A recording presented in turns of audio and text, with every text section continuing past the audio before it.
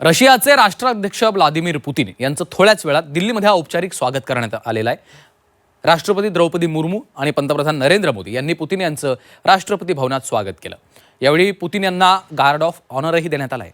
तसंच तोफांची सलामी देखील पुतिन यांना देण्यात आली. यानंतर पुतिन यांनी राजघाटावर जाऊन राष्ट्रपिता महात्मा गांधी यांना अभिवादन केलं. युक्रेनच्या युद्धानंतर पुतिन यांचा हा पहिलाच भारताचा दौरा आहे. पुतिन यांच्या या दौऱ्यात रशियासोबत 25 करारांवर स्वाक्षरी होण्याची शक्यता आहे. दरम्यान कालच पंतप्रधान मोदी यांनी पुतिन यांना भगवद्गीता देखील भेट दिली आहे.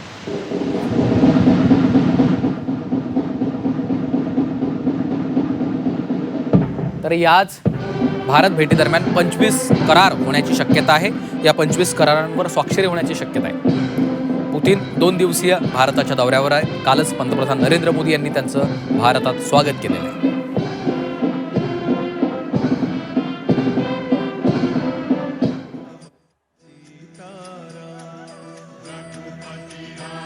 तर रशियाचे राष्ट्राध्यक्ष व्लादिमीर पुतिन यांनी भारत भेटीदरम्यान राजघाटावर जाऊन त्या ठिकाणी त्यांनी अभिवादन केलं.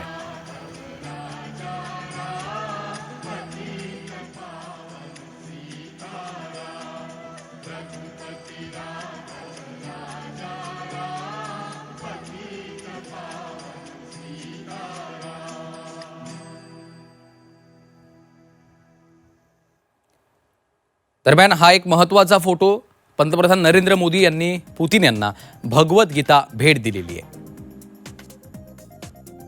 युक्रेनच्या युद्धानंतर पुतिन यांचा हा पहिलाच भारताचा दौरा आहे. या दौऱ्यामध्ये अनेक करारांवर स्वाक्षरी होण्याची शक्यता वर्तवली जाते आणि याच भारत भेटीदरम्यान पंतप्रधान नरेंद्र मोदी यांनी पुतिन यांना भगवद्गीता भेट दिली आहे. त्यांच्या या दौऱ्याचं नेमकं महत्त्व काय आहे त्यावर एक नजर टाकूयात. भारत रशियामध्ये संरक्षणासह तब्बल 25 करार होण्याची शक्यता आहे. ट्रम्प यांच्या टॅरिफ बॉम्बच्या पार्श्वभूमीवर तेल खरेदीवर यामध्ये चर्चा होऊ शकते. तेलाच्या बदल्यात कृषी उत्पादनं निर्यातीसाठी भारताकडनं प्रयत्नांची शक्यता आहे. भारत रशियातील $60 अब्ज व्यापार तुटीवर चर्चेची शक्यता आहे. नवीन पेमेंट प्रणाली तयार करण्यावर दोन्ही देशात सहमतीची शक्यता.